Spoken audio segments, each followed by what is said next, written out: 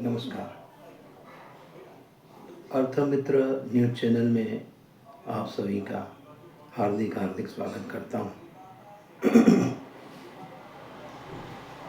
मित्रों, आज आपको एक गीत की लाइन दोहराता हूँ। वो गीत आप सोचेंगे कि ये गीत क्यों आ रहा है, तो उस गीत का जब विश्लेषण करेंगे तो आपको बहुत इंटरेस्टिंग बात समझ में आएगी। और वो क्योंकि अपने दिनचर्या से जुड़ी हुई है, इसलिए आपको उस पर गौर भी करना पड़ेगा। एक राज कपूर की फिल्म थी, उसका एक गीत था, ए भाई जरा देख के चलो, आगे भी नहीं पीछे भी, दाएं भी नहीं बाएं भी, ऊपर भी नहीं नीचे भी, ए भाई। आप समझ गए होंगे मैं क्या कहना चाह रहा हूँ। नहीं समझे तो मैं समझा देता हूँ। मित्रों,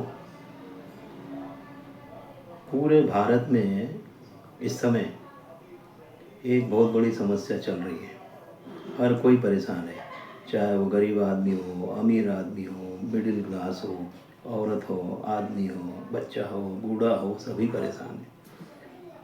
सभी रोज़ उस समस्या से जूझते हैं, रोज़ उस समस्या को गाली देते हैं, उस समस्या का निराकरण ढूंढते हैं, पर मिल नहीं रहा। बड़े बड़े विद्वान, बड़े बड़े ज्ञाता लोग उसका रास्ता ढूंढ रहे हैं, मिल ही नहीं रहा। तो क्या है वो समस्या? समस्या है कि पैदल चलना भी मुश्किल है, गाड़ी चलाना भी मुश्किल है। इधर देखो उधर देखो, जब तक कोई दूसरा ठोक जाता है, जब तक आगे रोको पीछे से कोई ठोक जाता है। मैं क्या कहना चाह रहा हूँ आप समझ ही गए। तो आज इस विषय पे विश्लेषण करते हैं, भारत की ट्रैफिक व्यवस्था। आपको हंसी आ रही है क्योंकि सभी को परेशानी है, सभी रास्ता ढूंढना चाहते हैं, मिल नहीं रहा। सच्चाई तो ये है कि हम रास्ता ढूंढना ही नहीं चाहते, सब एक दूसरे पे डालते हैं, वो रास्ता ढूंढ दे, वो रास्ता ढूंढ दे। कोई अच्छा सा समाधान निकल आए, कौन निकालेगा? तो ये तो वैसे ही हो गया जैसे कि अपने कहते हैं ना, बिल्ली के गले में घंटी कौन बांधे। समस्या सबको परेशान कर रही है, सब समाधान भी चाहते हैं, लोग दिमाग भी लगा रहे हैं, लेकिन समस्या वहीं की वहीं। चाहे एयर ट्रैफिक हो, बस ट्रैफिक हो, साइकिल ट्रैफिक हो, टैक्सी ट्रैफिक हो, जांच ट्रैफिक हो, चाहे कोई सा भी ट्रैफिक हो, सब दूर जाम लगे हैं। सबको जल्दी है, लेकिन पहुंच कोई नहीं रहा है। तो मैं आपको उसमें बताता हूँ। अभी एक सर्वे आया था, तो बेंगलुरु अभी की भाषा में बोलते हैं, तो बेंगलुरु में ऐसा बता रहे हैं कि भारत का सबसे ज़्यादा ट्रैफिक जाम होता है, और वो नंबर 1 है इस मामले में, सबसे ज़्यादा ट्रैफिक जाम में। दूसरे शहर बम्बई का आता है। ऐसे कई और शहर होंगे जहाँ लंबे लंबे ट्रैफिक जाम होते हैं। निराकरण क्या, किसी को नहीं पता, सब गालियाँ देते हैं और कोई भी रुकने को तैयार नहीं, कोई भी रास्ता निकालने को तैयार नहीं। तो क्या करें? जाम तो रहेगा ही रहेगा, उसको सुधारेंगे कैसे? एक दूसरे पे डालने या एक दूसरे पे थोपने से समस्या हल होने वाली नहीं है। तो क्या करना होगा? आप लोग थोड़ा सोचना इस विषय में। हो सकता है मैं गलत हूँ, हो सकता है आप गलत हो, या हो सकता है कि जो मैं रास्ता सोच रहा हूँ आप उससे अच्छा रास्ता सोच सकते हो, लेकिन पहल तो सबको करना पड़ेगी। किसी एक ट्रैफिक मेन पुलिस वाले से अपेक्षा करो कि वो ट्रैफिक सुधार दे, असंभव। या फिर किसी ऐसे वॉलेंटियर्स से अपेक्षा करो कि वो ट्रैफिक सुधार दे, तो वो भी नहीं कर पाएगा। तो समस्या तो हल करना ही पड़ेगी। कई जगह पुल बना के ट्रैफिक सुधारने का प्रयास हो रहा है, कई जगह बैरिकेड्स लगा के ट्रैफिक सुधारने का प्रयास हो रहा है, कई जगह नियम में बदलाव करके सुधारने का प्रयास चल रहा है, कई जगह सख्ती करके सुधारने की कोशिश की जा रही है, कई जगह चालान बना के दंड दे के सुधारने की कोशिश हो रही है। लेकिन समस्या वहीं की वहीं है, हो कुछ नहीं रहा है। चालान बन रहे हैं, नियम बन रहे हैं, बैरिकेड्स लग रहे हैं, कुछ नहीं, सब हताश निराश। चलो मैं आपको थोड़ा सा कुछ बताऊं, हो सकता है कुछ, जैसे बोलते ना कि जहाँ करे तलवार, जहाँ काम ना आए तलवार वहाँ सुई काम करे। हो सकता है मेरी सुई काम कर जाए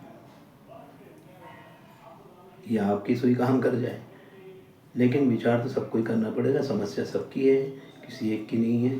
समाधान सबका चाहिए, सबको होना चाहिए, लेकिन समाधान सबको सोचना भी होगा और उसको अमल में लाना भी होगा। एक छोटी सी बात से मैं शुरू करता हूँ। जैसे लाल लाइट चालू हुई, तब तक पीछे से गाड़ियाँ धंधनाती इस तरह आ जाती हैं रोड के आसपास कि जैसे ही वो हरी होगी निकल जाओ। इधर उधर देखा पुलिस वाला नहीं, निकल जाओ। पुलिस वाला भी देखता है कि यार मैं रोकूं कैसे, तब तक वो उधर ध्यान लगा देता अपना चालान में। तो वे तब निकल तो गए, अब क्या कर लेंगे, कुछ नहीं। तो कुछ ऐसी चीज़ें करना होंगी, वो होती तो कड़वी हैं, लेकिन समाधान वहीं से निकलेगा।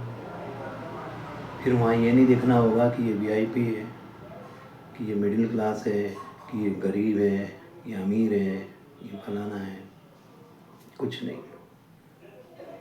पहले व्यक्ति जो नियम को तोड़ रहा है, पहली लाल लाइट पे जो पहला व्यक्ति निकला है, उसका पीछा करते करते घर पहुंचो और घर से उसको उठाओ और मारते मारते लाओ। चाहे कोई भी हो, वीआईपी हो चाहे कोई हो, बच्चा हो चाहे बूढ़ा हो चाहे जवान हो, 10-12 लड़ तो पड़ना ही चाहिए।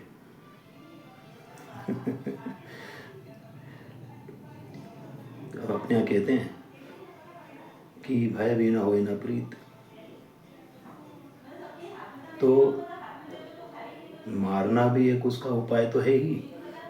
फिर उसको चौराहे पे लाओ, चौराहे पे ला के उसको दंड बैठक लगवाओ कान पकड़ के। ये कोई मानव अधिकार के खिलाफ नहीं है, लेकिन मानव सुधार के अनुरूप है। उसके बाद उसकी गाड़ी जब्त करो, उसका लाइसेंस रद्द करो। अगर उसने 6 महीने गाड़ी नहीं चलाई और 6 महीने उसका लाइसेंस जमा रहा थाने में, तो या तो दूसरी गाड़ी लाएगा या दूसरे की गाड़ी चलाएगा। और अगर दूसरी बार भी वैसे ही गलती कर रहा है तो फिर समझ लो कि दूसरे की भी गाड़ी जब्त करो, उसका भी लाइसेंस जब्त कर लो। तो फिर उसको तीसरा व्यक्ति गाड़ी देगा ही नहीं। आखिरकार उसको या तो अपने आप में सुधार करना पड़ेगा और जुर्माना भी तगड़ा, जुर्माना ऐसा तगड़ा कि वो एक बार भर दे तो बार बार सोचे भी नहीं। जितने की गाड़ी उतना ही उसका जुर्माना। यहाँ तक कि अब कई लोग एक्सीडेंट करके निकल जाते, भाग जाते हैं, पुलिस कुछ नहीं कर पाती। हुई थी आप सीसीटीवी कैमरे से अपना फुटेज लेके आओ, आपने गाड़ी नंबर नोट नहीं किया, अब भैया जिसकी टांग टूट गई वो गाड़ी नंबर नोट करेगा? जिसके ऊपर से गाड़ी निकल गई है वो गाड़ी नंबर नोट करेगा? और कौन, बाकी के लोग तो आप हम देख ही रहे हैं अपने, आजकल बहुत मोबाइल आ गए लोगों के पास, वो क्या करते हैं, वो तड़प रहा है वो वीडियो बनाते हैं।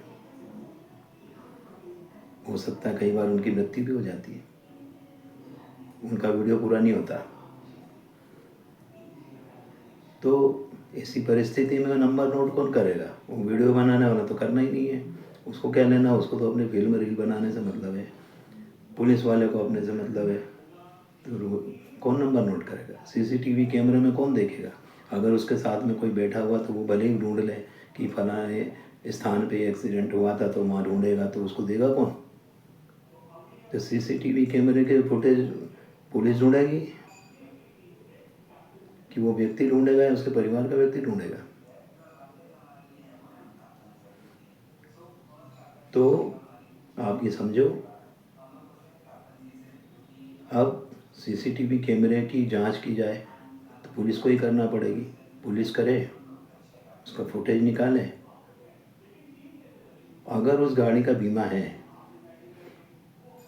तो बीमा इस प्रकार का होना चाहिए कि जैसे गाड़ी जिस व्यक्ति ने चलाई है और जिस व्यक्ति को उसने टक्कर मार के गिराया है या उसको एक्सीडेंट कर दिया है और उसको कोई चोट लगी है या उसको ज़्यादा परसेंटेज कितना है उसका घायल होने का, उस आधार पर उस व्यक्ति को ही बीमा मिलना चाहिए। वो टूट फूट गाड़ी की जो हुई है सामने वाले की, उसको उस गाड़ी का बीमा मिलना चाहिए, लेकिन इसको कुछ नहीं मिलना चाहिए जिसने ठोकी है। हाँ, पर इसमें एक बात ध्यान रखना पड़ेगा कि जिसने ठोकी है वास्तव में उसकी गलती है या नहीं। ऐसा तो नहीं कि सामने वाले की गलती है, अपन सब उसको एक्सीडेंटल मान के और उसी के लिए सहानुभूति रख दें। हो सकता है कई बार उसकी भी गलती हो सकती, ये बेचारा ब्रेक मार रहा वो बीच में घुस गया। तो पुलिस को इस बात की तो जांच करना ही पड़ेगी गलती किसकी है, और जिसकी गलती है उसको बढ़िया रगड़ पट्टी होनी चाहिए। फिर जो पहला व्यक्ति है जो लाल लाइट क्रॉस कर रहा है, उसको पुलिस थाने में उसका नाम नंबर 1 पे लिखना चाहिए। ट्रैफिक तोड़ने के नियम के अंतर्गत उसकी एक लिस्ट जारी करना चाहिए, पेपरों में करो, चाहे पोस्टर लगाओ, चाहे फ़ोटो लगाओ कि ये व्यक्ति था, इसने सबसे पहले लाइन तोड़ी थी, इसने नियम तोड़ा था। लोगों को पता तो पड़ना चाहिए कौन नियम तोड़ रहा है और उसको सज़ा क्या मिल रही है। जब तक आप इस देश में किसी को सज़ा देते हुए नहीं दिखाएंगे, जब तक इस देश में आप सख्ती करते हुए या जुर्माना भरते हुए किसी को नहीं दिखाएंगे, तब तक बदलाव की उम्मीद नहीं कर सकते। तो गाड़ी चलाने वाला 10 बार सोचे कि यार मैंने अगर ऐसा कुछ कर दिया तो मेरा क्या हश्र होगा, ये मेरे को बहुत मुश्किल में डाल देगा, तो वो अपने हिसाब से फिर गाड़ी चलाएगा। फिर इसमें एक और चीज़ आती है, गाड़ी की रफ्तार। तो गाड़ी की रफ्तार कैसे पता लगेगी? तो सीसीटीवी कैमरे में देख के पता लगेगी कितनी तेज़ आ रहा था, कितने धीमे आ रहा था। इसकी भी जांच तो पुलिस को ही करना पड़ेगी। और जो तेज़ रफ्तार से आ रहा है, आपको पुलिस को ये भी तय करना पड़ेगा कि शहर में कितनी स्पीड पे गाड़ी चलेगी, और वो पूरे हर चौराहे पे लिखी हुई होना चाहिए पोस्टर पे कि 40 से 45 के बीच से ऊपर कोई निकल गया तो उसको कितना जुर्माना देना होगा, शराब पी के जो इस स्पीड पे निकल गया उसको कितना जुर्माना देना होगा। सबके जुर्माने लिखे हुए होना चाहिए। एक्सीडेंट करने वाला अगर कोई दोषी है, अगर शराब पी के एक्सीडेंट करने वाला कोई दोषी है, कोई जानबूझ के गाड़ी दौड़ा के एक्सीडेंट करने वाला कोई दोषी है। सबके अलग अलग जुर्माने और सबकी अलग अलग सज़ाएँ, और सज़ा भी उसकी पेपर में छपना चाहिए या उसकी बात बाहर आना चाहिए, पता लगना चाहिए लोगों को, आम जनता को, कि आज दिनांक को इतने सारे व्यक्ति पकड़ाएँ, उनको ये सज़ा मिली, ये जुर्माने भरे, उनके फ़ोटो दो, उनके जो है पेपर में छपवाओ कि इन्होंने कहाँ एक्सीडेंट किया था, क्या किया था। जब ऐसी घटनाएं पेपरों में आएंगी, पुलिस कार्रवाई दिखेगी, तो कंट्रोल होना शुरू होगा। तो उसमें पहला व्यक्ति पकड़ना पड़ेगा, जो गलती पहला जो व्यक्ति करता है। अगर आपने पहले को ठीक कर दिया तो पीछे के 9 ठीक हो जाएंगे। तो वो पहले व्यक्ति को कोई नहीं पकड़ता है, जब तक पीछे से 2-3 नहीं आ जाते, फिर आखिरी वाला जो तीसरा आता है उसको पकड़ते हैं। पहले के 2 निकल गए तो चौथे की हिम्मत भी होती है कि वो भी निकल जाए, लेकिन जब तीसरा पकड़ा जाता है तो चौथा रुक जाता है। तो चौथे तक इंतज़ार क्यों? तो सोचिए, मेरा ये जो कहना है उसमें कुछ तो रास्ता निकल ही सकता है। यदि गाड़ी का, मेरे हिसाब से ऐसा है कि अगर मान लो गाड़ी का बीमा ना करें तो क्या होगा? तो जिसने ठोका उसको घर से देना पड़ेगा, क्योंकि अभी तो बीमा कंपनी दे देती है, वो मजे में ठोक के चला जाता है। कोर्ट में केस जाता है तो वो किसी और को पेश कर देता है, अपने बचाव में कोई रास्ते निकाल लेता है। तो वकील सलाह दे देते हैं कि भैया तुमको मैं बचा लूँगा, तुम ऐसे ऐसे कर लेना। तो ये सब समाधान निकालना है तो अपने को तो विचार करना ही होगा सभी को मिलके। और जिसने गलती करी है उसको पूरे शहर में बार बार हाईलाइट करना पड़ेगा, उसको बार बार बताना पड़ेगा लोगों को कि यही व्यक्ति है जिसने ऐसा किया था। जब वो सबके बीच में बार बार अपने आप को गिलानी महसूस करेगा, अगर उसको लोग इस दृष्टि से लोग देखेंगे और उसके ऊपर जो पुलिस कार्रवाई और उसका जो स्वरूप देखेंगे, दंड हो रहा है, उसको पिटाई लग रही है, उसकी गाड़ी जब्त हो जा रही है, उसके माँ बाप को उठा के बंद कर दिया जा रहा है, जमानत नहीं मिल रही है, तब भय पैदा होगा। भय आवश्यक है, बिना भय के ही तो ये हिंदुस्तान बर्बाद हो रहा है। यहाँ कानून बहुत सारे बन जाते हैं, सज़ा किसी को नहीं होती। आपने देखा होगा कि अगर किसी व्यक्ति ने कोई दुर्घटना घटी है या उसने कर दी है,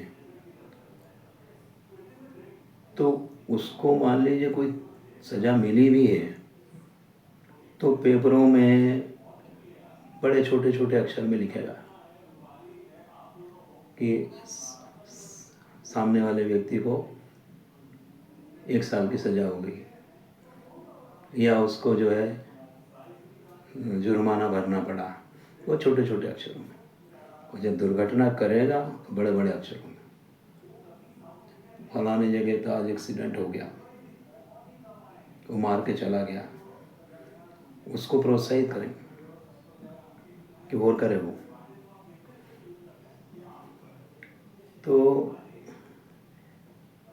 जो लोग पैदल चलते हैं ना, मैं तो बहुत चलता हूँ तो मैं सब देखता भी हूँ कि क्या क्या होता है और क्या क्या एक पैदल चलने वाले को भुगतना पड़ता है, जिसमें कई बुजुर्ग भी होते हैं, कई महिलाएं होती हैं, कई बच्चे होते हैं, बेचारे रोड पार नहीं कर पा रहे होते हैं जब तक उनको कोई ठोक जाता है। दुख होता है। वो जा रहा था किसी काम के लिए, परीक्षा देना उसका था, उसका मतलब वो परीक्षा स्कूल जा रहा है, परीक्षा देने के लिए ठोक गया। माता पिता समझ रहे हो परीक्षा देने गया, बाद में सूचना मिलती है कि अरे उसका तो एक्सीडेंट हो गया। क्या बीतती है। तो सोचो, ऐसी दुर्घटनाओं से आए दिन हम जूझ रहे हैं। जब पुलिस कार्रवाई करे तो उसका समर्थन भी हर आदमी को करना पड़ेगा, क्योंकि हर बार पुलिस गलत नहीं होती है। हर बार पुलिस वालों पे आरोप नहीं लगाया जा सकता। जब वो किसी को पकड़ लेते हैं तो वीआईपीओ के फ़ोन पहुंच जाते हैं, हमारा आदमी है छोड़ दो, तो फिर बेचारा वो क्या करेगा? पुलिस वाला वो कहेगा कि इससे तो अच्छा है मैंने फालतू ही पकड़ा, जान दो, अपना क्या जा रहा है, जिसको मरना है मरेगा, जिसको हाथ पाँव टूटना टूटेगा, बाद में देखेंगे, कोई एफआईआर होगा तो तब विचार करेंगे। तो वो भी नीरस हो जाता है, अपने कर्तव्य के प्रति वो लापरवाह सा हो जाता है। लेकिन क्या करें, एक आदमी कहाँ कहाँ ध्यान देगा? एक पुलिस वाले पे कितना वजन रहता है, उसका भी तो कल्पना करना चाहिए। उसको कितने ऑर्डर रहते हैं, शायद उसकी ड्यूटी के बारे में लोग कम जानते हैं कि उस पर लोड कितना रहता है, तनाव कितना रहता है। और जब इतनी मुसीबतों को, इतने लोड के बाद में जब वो कोई कार्रवाई करता है तो लोग छुड़वा देते हैं। तो इसका दोषी कौन है? पुलिस वाला। तो इस पर विचार करना पड़ेगा। और मैं ऐसा सोचता हूँ, क्योंकि हमारे तो कार्यक्रम का नाम ही है कि हम चुप नहीं रहेंगे, तो हम तो चुप नहीं रहेंगे, क्योंकि हमारा लोगो, जो हमारा मोनो है, जो हमारा उद्देश्य है, वो है तू रहेगा मौन तो तेरी सुनेगा कौन। तो हम तो वही चुप नहीं रहेंगे, हम तो बोलेंगे। जिसको मानना है मान ले, जिसको नहीं मानना ना माने। और ये मेरे व्यक्तिगत विचार नहीं है, ये सब विचार आते हैं समाज से। सभी इस प्रकार की बात करते हैं, उन विचारों का निचोड़ जो है हम आपके सामने पेश करते हैं। सब अपने अपने तर्क देते हैं, सब अपने अपने रास्ते बताते हैं, लेकिन किसको बोलें, कहाँ बोलें, कोई प्लेटफार्म नहीं।